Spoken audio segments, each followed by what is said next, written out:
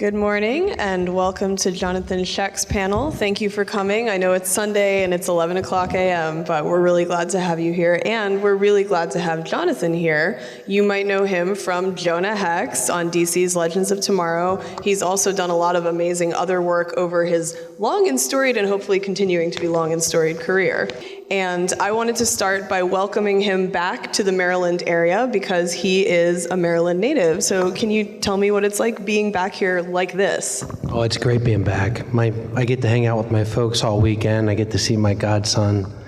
And I get to be back in Baltimore. I felt it was really important to come back to Baltimore because we've gotten a lot of heat lately. And True. It's a great place to be born from. It gives you an understanding of resilience and a blue-collar mentality of understanding they have to work really hard for what you want. Yeah, that actually leads me into my next question, which is when you first started out, coming from Maryland and now LA, and you were in Hungary at some point, or you're traveling all over the world doing movies and TV and everything. What was that like? What was your career path to get to the point where you landed your first couple of roles? Well, I was at UMBC. I can say that because when you're in Los Angeles or you're in Bulgaria, you say UMBC, people have no idea what you're talking about. But here, it's University of Maryland, Baltimore County, right? So when I was there, I took one class, and I ventured out to California to pursue my dreams, or what I thought was a better possibility for me to be successful at, and that was becoming a movie star. I mean, everyone just thinks that's what they're going to do, right? But only a few people succeed. So please go on. So I went out there, and what I come to realize, the reason why I felt that at my age is I had a really hard time with textbooks. I'm dyslexic, and I didn't know that at the time. I struggled through school. I had a really difficult time, but I had really great narrative skills, had incredible dynamic reasoning skills, interconnective skills that were really good for storytelling. And as an actor, I could tell that I was part of the story. I was really good at telling stories. So that's what brought me out there. That's why I really thought I could do it better than turning into being a lawyer or even a police officer. Nothing wrong with lawyers, guys. Yeah. I'm just saying. Anyway. I knew that it was going to be hard road for me to get to.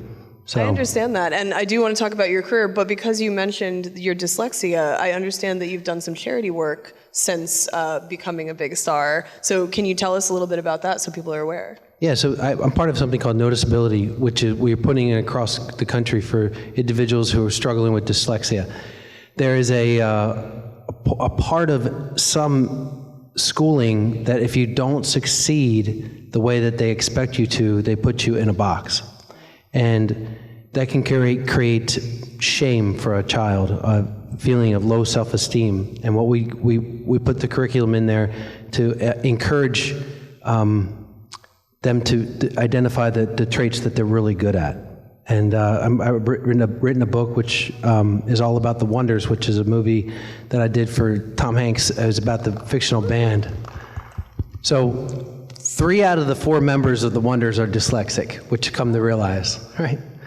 And so we wrote this book, and it's going to be coming out shortly, called The Wonders. Oh, that's very exciting. I wasn't aware there was a book coming out, so now everyone knows. Keep an eye out for that.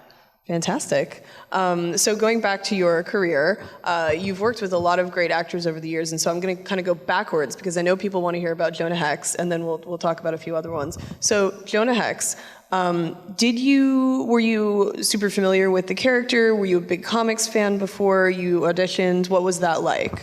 I used to live off of Melrose Boulevard next to the Golden Apple. Oh, that's a great store. I've been there. It is, yeah. So I used to frequent the Golden Apple. I go down there and look at all the different comic books all the time. And I fell madly in love with Wolverine, Weapon X, and JONAH HEX is one of the ones that I always looked up to, and Sergeant Rock.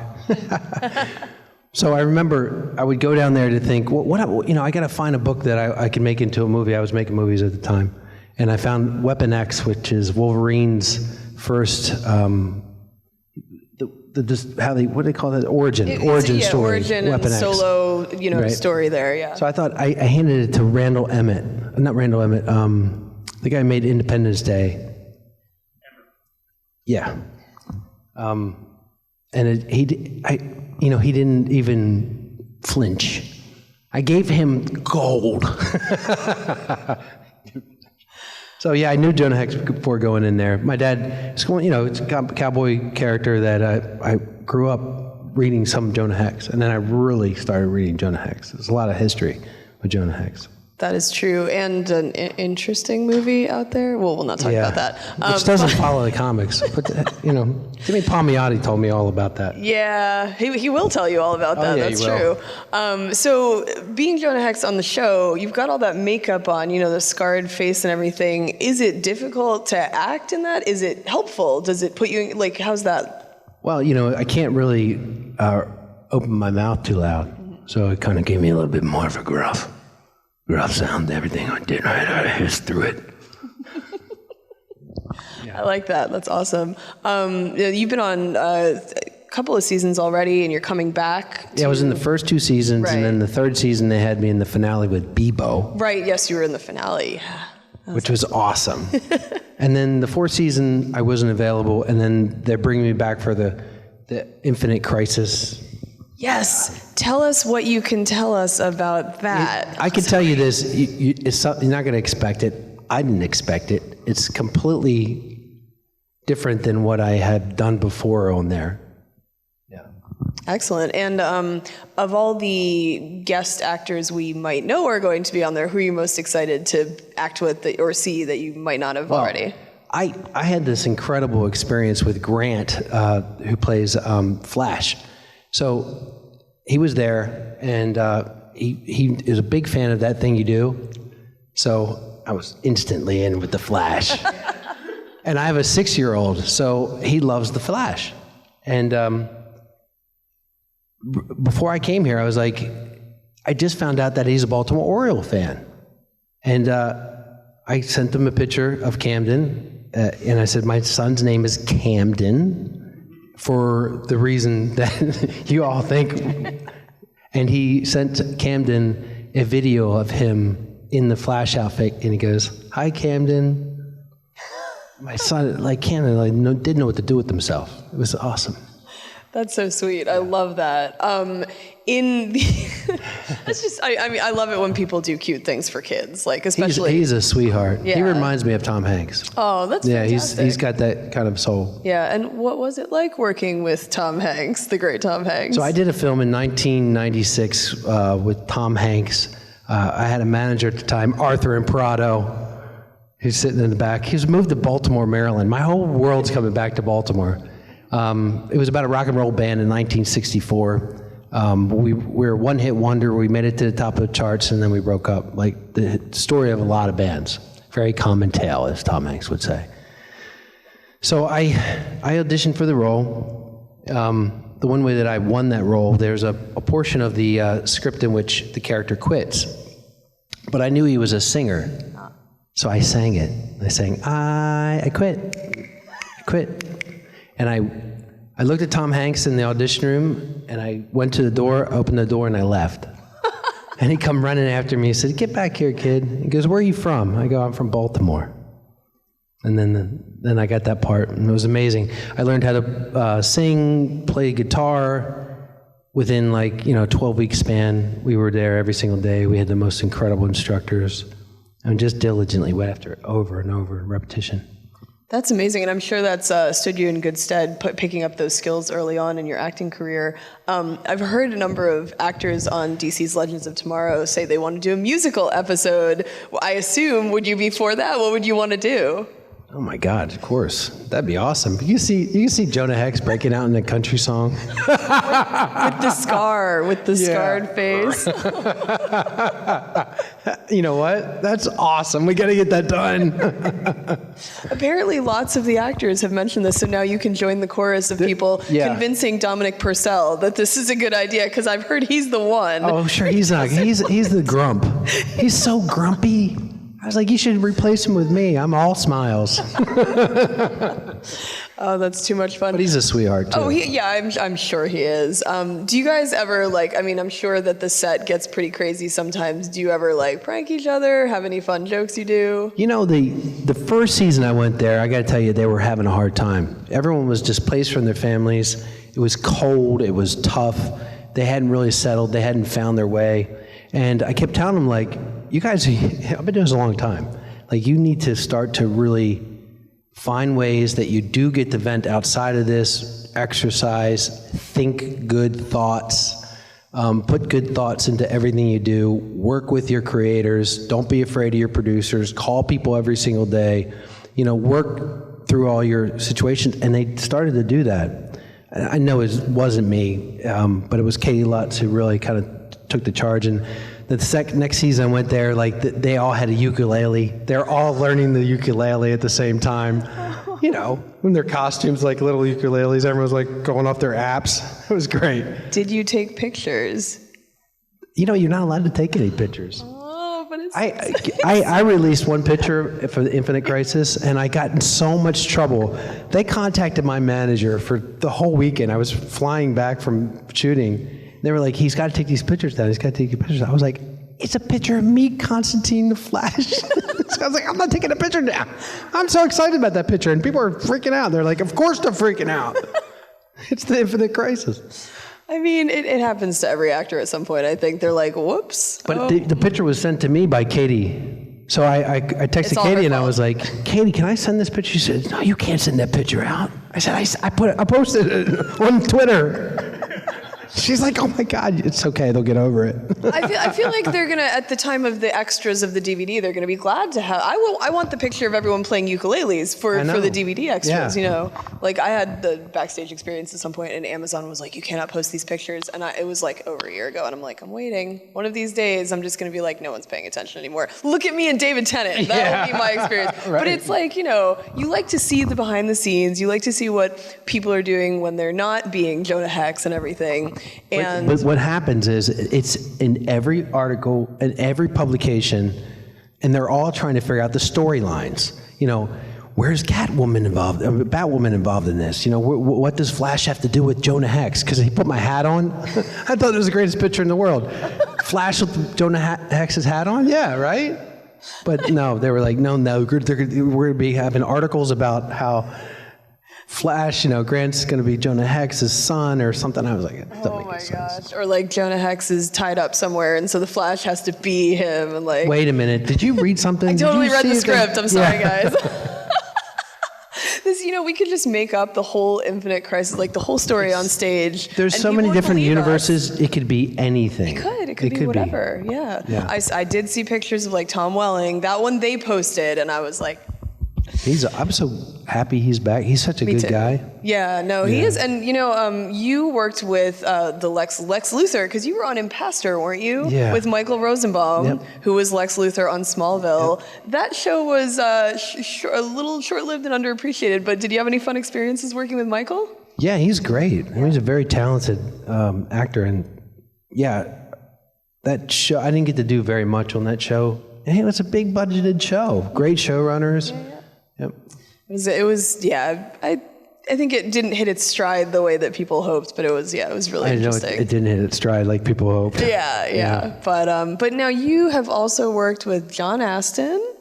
The name of that movie is long, or the name of that show is long. I'm blanking on the show. Gosh. Time of Your Life? I've done so many things. I know you have. That's why I'm blanking on the show. Sorry, guys. But and Gwyneth Paltrow and all kinds of other Kenneth Branagh. What's that been like working with so many other great actors and actresses? I've worked with so many actors of note for such a long time. It's I gravitate towards the artists. Yeah, the creatives. Oh, do you guys ever get together and be like, remember that thing we were on 10 years ago? Or is it more like wave in the grocery? You'll see someone do something that's extraordinary and it gets the eye of everybody, which is something that happens if you're in the game for such a long time, that you rise to the top in a brief moment of time. And I've seen that happen to a lot of the people, like Kenneth. Kenneth directed Thor. I did a movie with him. We were in a band called the Mini Mungers together while we were filming. And then he's directing Thor. Of course, he's directed so many great things. Yeah. But to see him direct Thor, it was like, dude, you're directing Thor? I thought it was such a great choice because, he directed Shakespeare and then Thor. And I was like, that's obvious. Yeah, sure. Yeah, right. That makes sense, right? I mean, eventually it kind of does, but at first you're kind of like, oh, okay, all right. But he's he's a great director. Yeah. So they thought they could put the, little twist on it with Kenneth Branagh. Now he's doing all that stuff now. That movie surprised me. I didn't think I'd like it as much as I did, and then I was like, "This is great." So yeah, it's a great thing. I remember when the Helmsworth came on the Hollywood scene. So there was a big premiere on Sunset Boulevard. I can't remember what it was, but it had all the players out there. Adam Goodman, head of Paramount. So it's like a big show, the red carpet. But after a while, you're like, everyone. You're like, hey, how's it going? How's it going? And these two kids come out there, Chris and his brother, and they're just so big. Like, oh my God, look at these big guys. Can they act? They're like, yeah, these kids can act. I'm like, they're good looking and they're big. Right, the whole family. It's so crazy. It's not just one of them. It's like they're all like that. They're all tall and they all walking around the red carpet like, I want to take over Hollywood. And they did. and they're super nice too, which is great. Otherwise you'd have to hate them because they're good at everything. But we have a few folks in the audience here who might have some questions. So we can get back to chatting. But if someone has a question, please feel free to raise your hand immediately over there. How about you?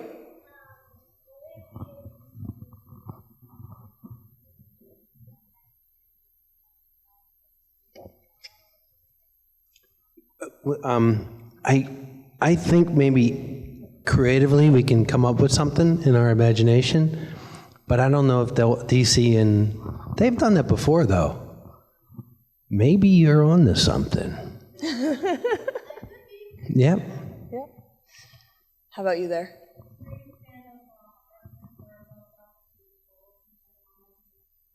I didn't know him, but he was great. He's obviously well trained. Do you know, was he trained at Royal Academy of Dramatic Arts in London? I think he was.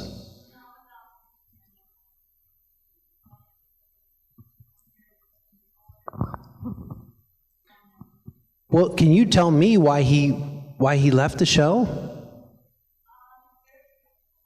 Yeah, but there was no other reason. Did he go back to Doctor Who?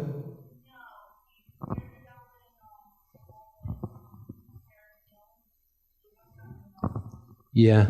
So Arthur Darvill, he played a main character on the spacecraft, but his character's father is Booster Gold, and I think there's a plan for a Booster Gold to come. Ooh. Yeah. I like that. That's great. Other questions? Yes, you right there.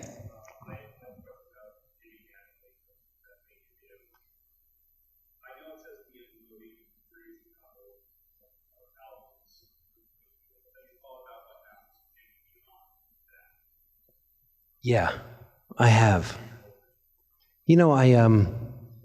I've looked back at that. There's a friend of mine whose character was on The Karate Kid, Billy Zabka. And for years, Billy would say to me, there's a moment in Karate Kid where I lose to him, where he does this swan thing, he does the kick, and in that moment, he takes my character down. But there's such an other story. There's a backstory to all that for my character. And he got to actually do that. So it's made me really look at Jimmy, seeing like, where did Jimmy go? Why was Jimmy such a bad guy? What are the underlying things that were driving him? And this year, there was an art.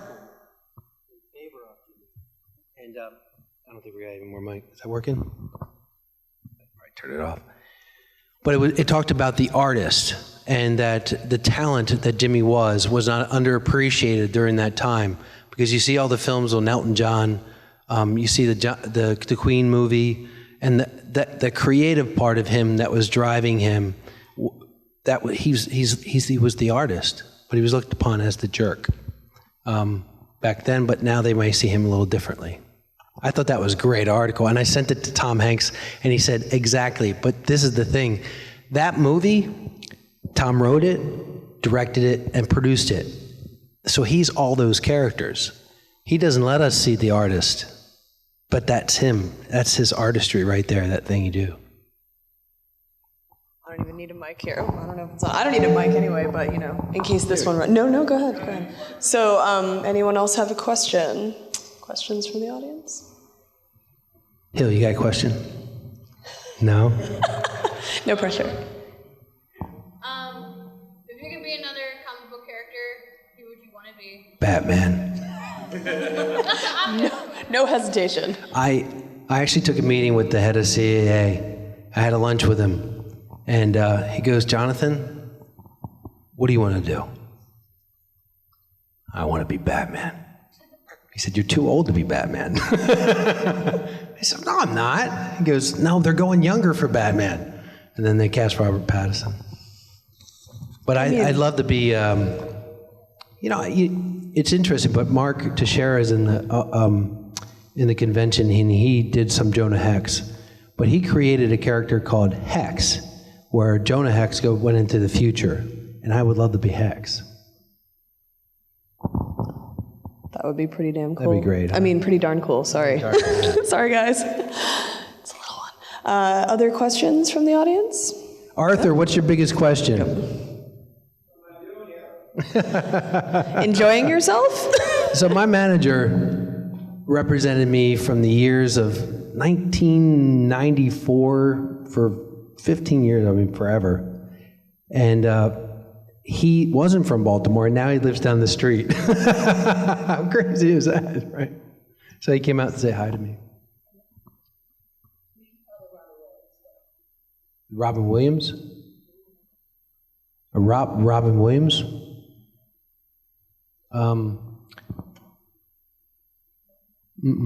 But Robin Williams is one of the most amazing actors I've never got to work with him. Never. But his struggle, I know he was dyslexic, so he's part of the whole curriculum that we work with, because the struggles at his youth, he never got past because he was never diagnosed, and they didn't understand why he had this underlying shame that drove him to do a lot of the harmful things to himself throughout his years. So that's maybe where you picked that up. And your work with dyslexia, that's not the only charity work you do, isn't that correct? Yeah, I work with RAINN, which is an organization, anti-sexual violence organization. I came out about something that happened to me at the very beginning of my career, and I've been part of RAINN and different organizations about that. It's very important. I mean, both of those are very important organizations. It's a very timely thing. Yeah, I appreciate your work on that, because celebrities putting a face to that is very important to the ordinary people who don't have the same kind of influence sometimes. Yeah, so it thank you affects for all that. of us. It does. It does. Yeah. Do we have other questions from the audience? Yes, over there.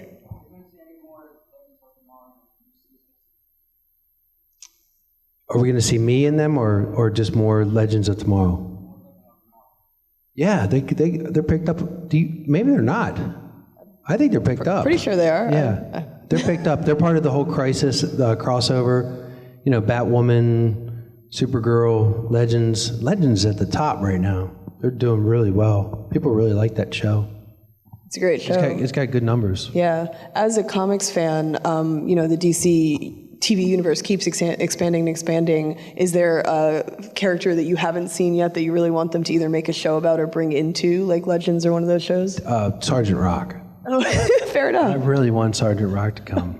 I was hoping to do something with Sergeant Rock. That would be a dream. But see, I love Sergeant Rock. Would you? I guess theoretically you could do both, because you have the makeup for Jonah Hex. Maybe they could do different stuff. There you go. You could be both of them. But what if they had to meet? Like, that would be really weird. You'd have to do like a face-off. Do that all the time. I know. I can't imagine trying to do that. But I'm not an actor. They showed his helmet in one of my episodes on the what's that? Wave Rider. Yeah. So you never know. It could be a thing. It could be. Yeah. Other questions? Yes. think Jonah Hex greatest go would be saved? Well, he took out Superman, he took out Batman. Right. Who else is there? he doesn't stand a chance with most of them. Anyone who has any kind of superpowers. Doctor Strange would just... Dr. Fate. That'd be great. I think it would be fascinating to see him square off against like Harley Quinn. Like that would be a mess. It would be a cool mess. Like, right? Take on the Joker. Yeah, I mean, you know, it'd be pretty darn cool. So I did it right that time.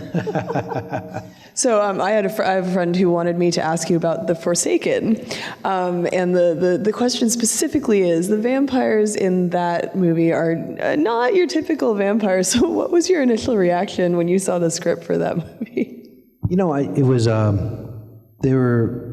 there was another movie, Natural Born Killers, with Woody Harrelson and Juliette Lewis, and we were very similar to that because I did a movie called Doom Generation. So this was like a cycle of films that were being made that were like that. But the thing about The Forsaken, it's a vampire movie without fangs, and the Sony did not know they weren't going to give us fangs. And when they went to put that movie out, they were like, "Where's the fangs?" They were really mad about that. Yeah, I can imagine. They felt like they had Twilight before Twilight happened, but there was no fangs, so they couldn't do it. I feel like this whole conversation is going to go full circle because now we're talking about Robert Pattinson as Batman, and he was in Twilight, and you were a vampire, and something's going to come about. Maybe they will eventually pull you in. There's so many Batmen. There's so many versions of Batman. I feel like that you could still be a version of Batman. Well, after my lunch, I went to a meeting with Greg Berlanti. Oh yeah. Who's the creator and the showrunner of all these shows, and he goes, "Well, what do you want to do, Jonathan?" And I said, "I want to be Batman." He goes, I literally just cast Batman. Yeah. But they're bringing Kevin Conroy in to do like older Batman, right? Isn't that you guys heard that, right? He's the Batman voice actor. Oh yeah. He's the voice of Batman in all the animated stuff, but he's going to be playing the older Batman. So they can have like all different ages of Batman. Anyway, does anyone else have questions? I want to be Batman. My little boy, after he had Grant sent him that thing from the Flash, he goes, "Can you get Batman to send me something?" But the question is, which one? Yeah, he wouldn't know. Yes. I was wondering, could you talk a little more about the upcoming Wonders book and how that came together, and which one of the Wonders is not dyslexic? So Tom Everett Scott, the drummer, Shades. Yeah. So I realized I was dyslexic, and it really helped me identify my problems with reading and auditioning. It was like his constant shame is the word I will use. Like I didn't like myself because I couldn't do certain things in a short period of time. Never could. So I started to investigate it, and I saw a TED Talk from the guy named Dean Bragonier up in Martha's Vineyard, who does this whole thing about dyslexia for children and diagnosing them so that they can not feel bad about themselves. And so when I saw that, I called him up. I happened to know some people who knew him, and then I tried to have an event where I had the Wonders get together, and we're going to play for this charity that he has. And then I was like, Steve's on, can you come out? And he goes, well, if they can organize it, yeah, sure, I'll come out. But I'm making a movie. I don't think I can come out during that time. And he goes, you should see this video. And he sent me a video of him talking in front of a university, and all he did was talk about his dyslexia. And I was like, no wonder. And then Ethan Embry, I contacted him and I said, it's going to be a dyslexic charity event. He goes, well, I'm dyslexic. And I was like, well, yeah, you're definitely, yep. So it was me, Ethan, and Steve, and then Liv Tyler. Then I found out that Liv Tyler spoke out about being dyslexic, and yeah. So, come on. Then I was like, I have to do something with this. So I wrote a book, and then I saw this film out of India about this young boy who struggled with dyslexia. And so I thought I could take that with it being about a band. Art saved that young boy's life, and music saves these kids called the Wonders, and they come together and form a band. Yep. And Tom Hanks used to always say, when young kids would come, he would go, "You're a wonder." Yeah. So. That's fantastic. Because you work with the charity and probably know more facts about it than I do. Do you know about what percentage of the population is dyslexic? Is there some sort of... Yeah, it's 20%. 20%. It seems like a lot of them end up in creative careers, actually. Yeah, so maybe because of what you said, where it's like, as an actor, you didn't have the same struggles with the, So that's very interesting. Yeah, you'll find a lot of creatives are dyslexic. It's a gift. And 20%. That's one-fifth of the population. Without the suffering and the low self-esteem, it literally you'll find a lot of entrepreneurs, like the whole Shark Tank. Most of the Shark Tank people are all dyslexic. Yeah, they become the boss. They don't want to follow anyone else's rules. That makes sense, yeah. We've mentioned that you have, done so much over the years. A lot of the time you'll come in for a guest or, guest series of appearances. Is it ever a challenge to come into the middle of something? What's that? How do you deal with that?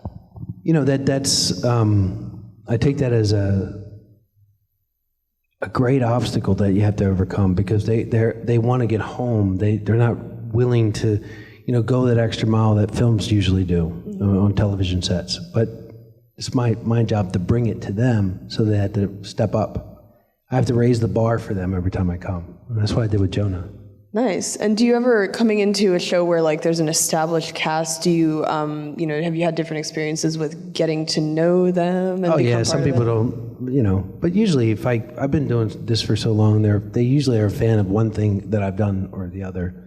And then they were they had something to do with saying, get him on the show or something like that. That's always nice when you've been requested. Yeah. I want that to happen to me. Just everyone, just get her over here. Yeah, that's what we need. I always rely on my fellow actors to hire me. Right. Well, every now and again, Baltimore Comic Con asks me to do this. I appreciate that. So do we have other questions from the audience? Yes.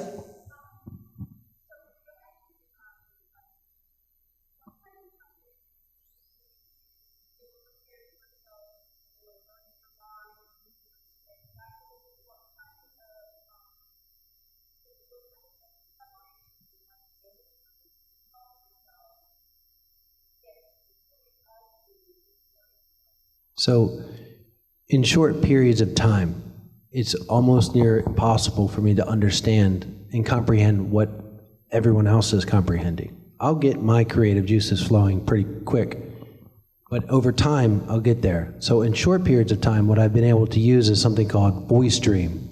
It's an audio program, because if you say it to me, I know it. I'll understand. So that Voice Dream will read my scripts to me. And as long as it doesn't have a watermark down the center, because it'll read the watermark and it'll just start to scream in my voice programs. Yeah, I tried to explain it to an agent. They're just like... So time is pretty much everything. Having someone read it to me really makes a big difference. Then repetition, knowing that I have to do it more than everybody else. But I've been doing that since I was a kid, but I didn't know why. Why was I the kid that was stuck in my room having to read everything over and over and over again? Why wasn't I retaining it? Just even knowing that and accepting that has been a big part of it. But time, I make sure that they give me more time. It kind of became something with my representation that they gave me more time just because we had more time. But now that everything's much faster in the world, you need those audio programs and stuff like that. They have a lot of them in schools now. Yes. Tell us about what it was like working with Selva on prom night. And since he obviously spent so much time in this area and part, you guys talk about that as well.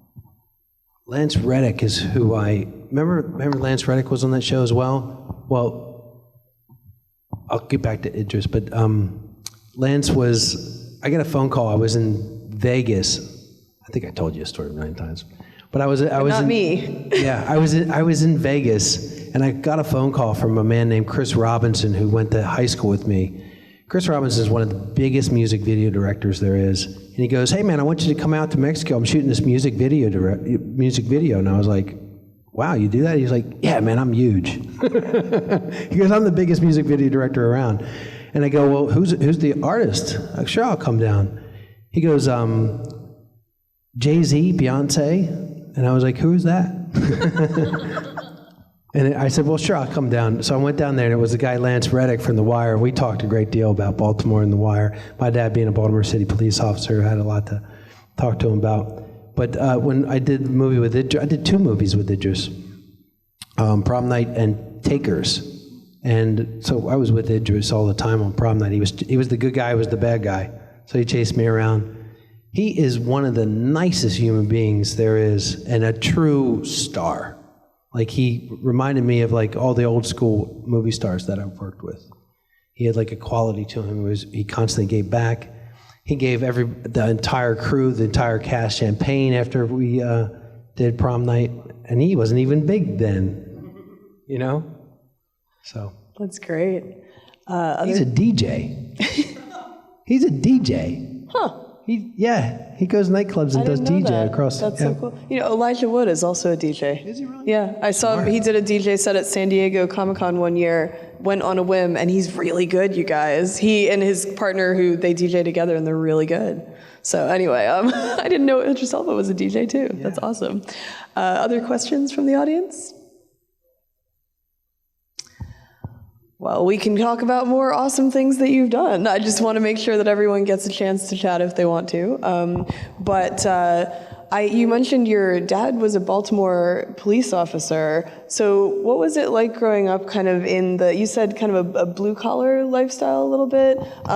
Did you have culture shock when you went to LA? Like, how was that? Well, I didn't know I was in culture shock. I just was trying to survive. But yeah, my father used to walk the beat, and when he used to walk the beat, they had call boxes every 3 blocks. So it was a different style of police work than we see today.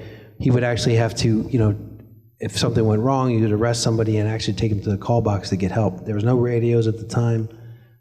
He was a part of his community, and it was right here in Baltimore. Wow. Yeah. That's pretty crazy. It's great. Very different from LA, I think. Yeah, very different. As an actor, you've talked a lot about, thankfully, about the dyslexia issue, because that's very important, but also just as a general actor getting into different character roles, do you have methods of preparation or like a biggest thing you've learned from someone else or in your own time over the years?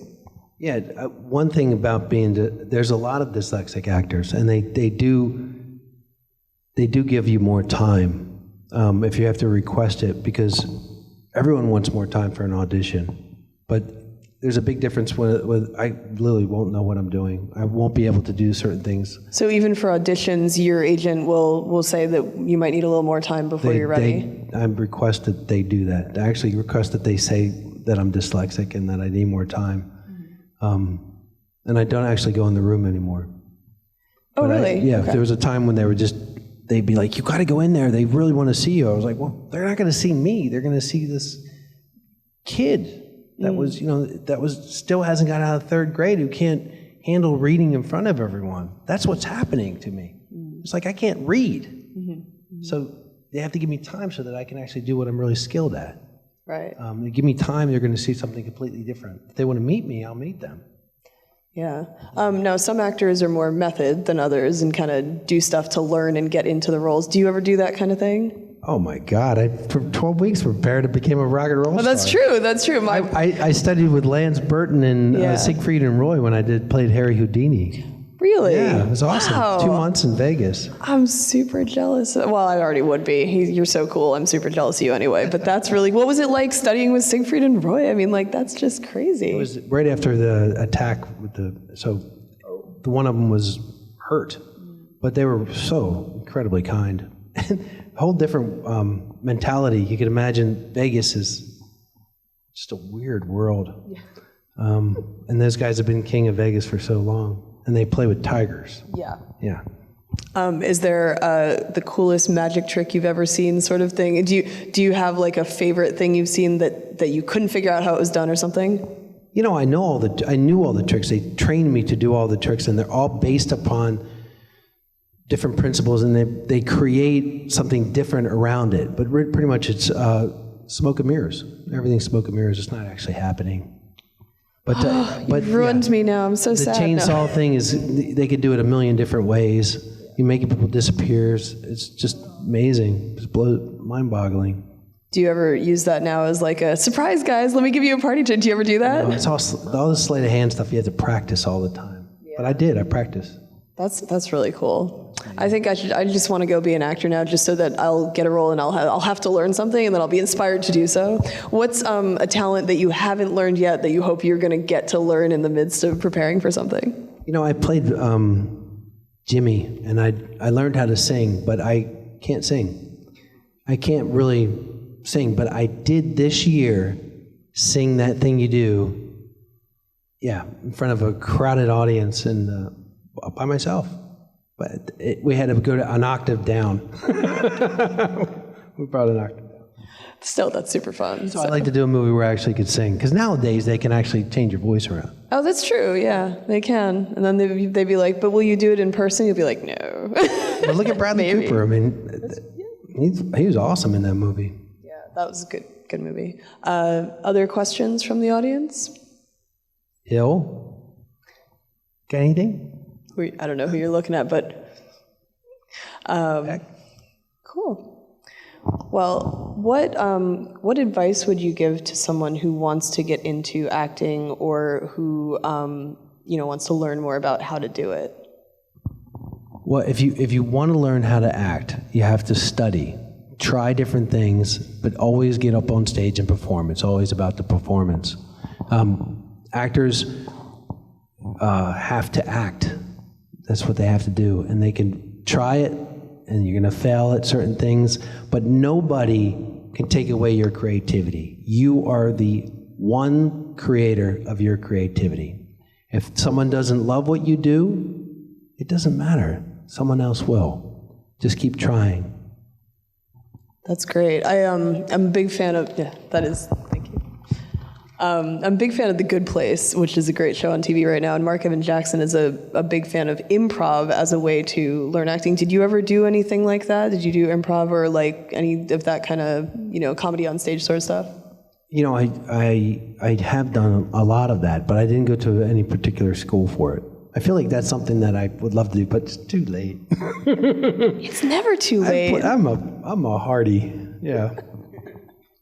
I mean, I feel like I'm gonna go play a preacher in the next movie, and then I'm gonna go play a cop in the next one. That's what I do now.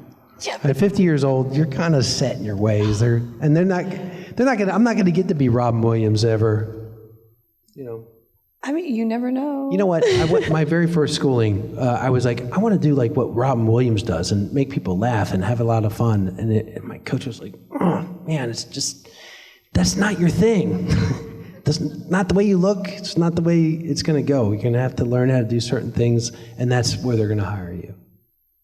Robin Williams is really talented to make people laugh. I mean, really talented. But I think it's very important to have those, serious and intense roles and everything like that. You got to have people look up to those characters. Well, depending, unless they're the bad guy. But people look up to. They look up to the bad guy. They do sometimes. Did you see the numbers on the Joker? That's true. Oh my God. That is true. Yeah, but especially a character like JONAH HEX or something. I think that's really cool that you have that kind of character in your wheelhouse, so that you can do different versions of that sort of role model character sometimes, or adventure character. Yeah. Yep. So I'm just continuing to, yes. Do you have a particular favorite project that you've done for over the years, or a favorite role? Favorite film, That Thing You Do. It doesn't get any better than That Thing You Do. And it doesn't get any better.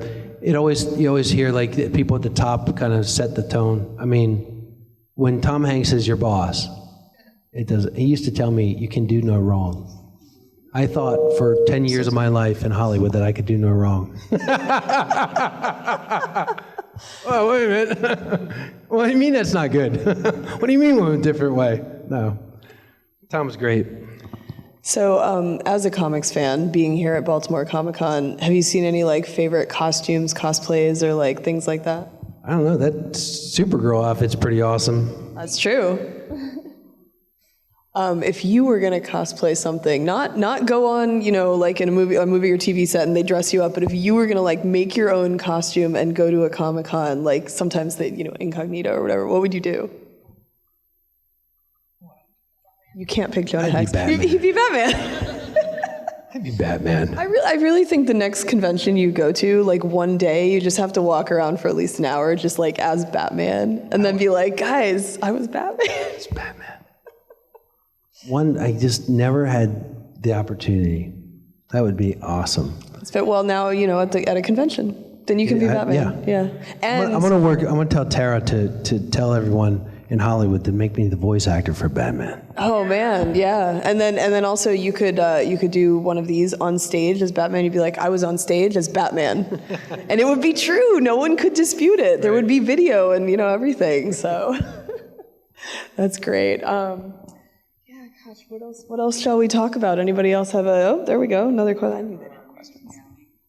Oh, did you ever meet Stan Lee? Kubrick? Stan Lee as in Marvel Stan Lee, comic Stan Lee. No. Is that your favorite? Can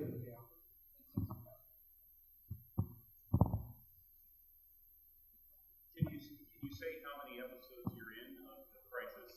It's just one episode. Yeah, but I don't know how they're gonna do it. They may put it in different places. It might be in Batwoman. It may be in Legends. Like they're gonna cross everything over and then propel it from there. They don't have to pay you for 2 shows if they put that in. They do. Okay. Yeah. That was, hey, when they first did that, I was there. And I think that was the 2nd season of Legends. I remember those kids going, wait a minute, hold on. So I'm going to be on Arrow and Legends? How are you going to pay me? And they were like, yeah, they called their agents. The agents got into it because I think no one had ever done that before. Crossing all those shows over. So they were like, so I'm going to get 3 of my wages, They worked out a deal, so. It's a very intricate enterprise. Yeah, it was like, because if I get residuals off of, like when I first was introduced as Jonah Hex, I was on Flash, I was on Arrow, and I was in Legends. But, you blink and I was on them. Like, I was on them for a second. That crossed over in like half image of me. But I still get checks for that. So. Did you have any good adventures with like Stephen Amell on Arrow? He's a Blue Jay fan, and I'm an Oriole fan. Did you have any fights with Sorry. Go ahead. Well, he's got something going on with the wrestling world next. Yeah. Really? If you follow him on Twitter, he's always wrestling. And he has a winery. Have you had any of his wines? Because they're actually pretty good. Sorry. I'm like, now I'm thinking about wine. Is it wine o'clock yet? Just kidding. 1 o'clock somewhere. I saw a question back there. Thank you. Play Superman? I just never had the opportunity. I got old fast. But, working with Brandon Roth on Legends, I saw his Superman, and he's playing a different character than a different superhero.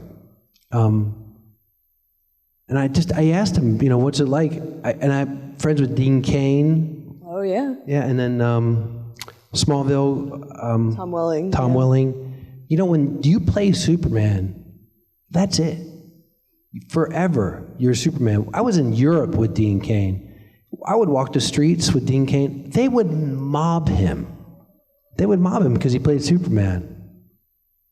Yeah. So I'd love to. The Clark Kent thing going on. Yeah, I play Superman. You could, you've got the look, so you could definitely pull it off. That'd be great. Now, would you want to play a Superman who immediately is flying and doing all that crazy things, or would you want to first portray Clark Kent and then go into how they do Joker? That's how I like to play Superman. I actually haven't. You mean the Joker, the new movie? Him coming from someplace where he's overcoming the troubles of his life. That's what I would have to play. That would be pretty interesting. That'd be a cool take on Superman. Yeah, that'd be neat. Question? Yes, you right there.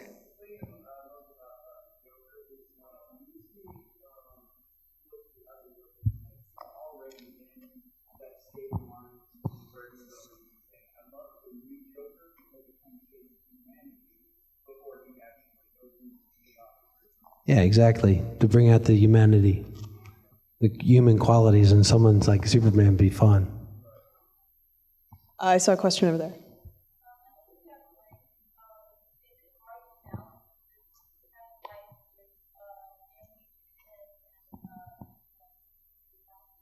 Well, I lived 30 years in Los Angeles. This last 5 months, I now live in Nashville, Tennessee, because I have a 6-year-old.